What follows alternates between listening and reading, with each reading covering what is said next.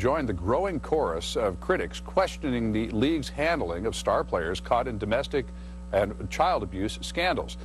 Well, so far, none of them have pulled their ads or cut ties with the league. Marriott Hotels, for example, released a statement saying, as a league partner, we are closely following the situation.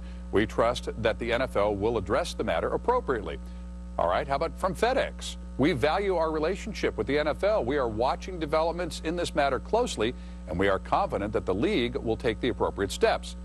Let's go to PepsiCo. Domestic violence is completely unacceptable. We are encouraged to see the NFL is now treating this with the seriousness it deserves. All right, is that the right approach so far? Well, let's ask Dr. Wendy Patrick from San Diego State University, the ethics professor there, and also pretty savvy on this marketing aspect of this story. There are far more moving parts here than most folks want to address, and everybody wants a simple explanation. Oh, the guy's he's an abuser, fire him and cut ties with him. Why is it not that simple?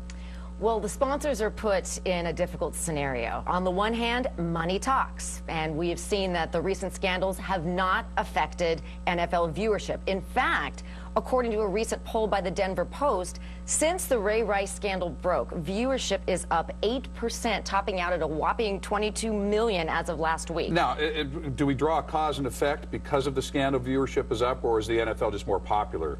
Most are saying the latter. However, okay, so football's more popular. This scandal hasn't helped the NFL. It hasn't helped the NFL, but on the other hand, what sponsors are looking at is the fact that it hasn't hurt the NFL, because they're concerned, justifiably so, with has the brand itself been tarnished, or are we able to separate the conduct of a few players from the majority of players who are upstanding role models on and off the court? Now, that's who they represent. If it's the individual and they have a sponsorship agreement, an endorsement deal, and so forth, those are getting looked at, I'm sure, very closely right now. You bet. And you saw Nike pulling its Adrian Peterson gear off some of the stores. So you're absolutely right. There's a big difference between sponsoring a player or a team versus the league as a whole. So the league is looking at this from a bottom line standpoint. Number one, I don't believe that's the only thing they're looking at here, too, though. I mean, they don't want to be tarnished by all this.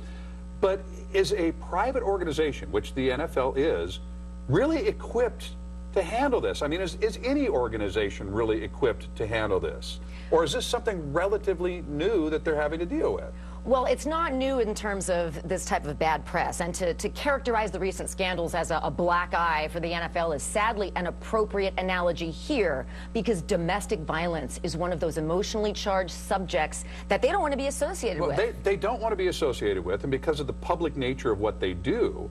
But do we have any reason to believe that domestic violence is any more prevalent amongst NFL players than it is in the general population? No, and that's what you've heard given a lot of press, is that we're focusing on the conduct of a few as opposed to really comparing that to the many. However, consumers and fans are saying we don't want our sponsors to sell out, so to speak. Money talks, but they shouldn't sell out. They should care about the way that things are run in the NFL. And you know, Roger Goodell has his game face on as he says we're going to get our house in order. And of course, then you've got the female legislators and any group of powerful women. Would we like to touch on that with the minute that we have left here? I mean, does anybody really want Congress getting involved in the NFL and advertising and all that? I mean, they're doing such a good job otherwise. I mean, shouldn't we let them get involved in this and solve that problem too? You know, whether we like it or not, everybody is speaking up and weighing in, so to speak, on this latest controversy.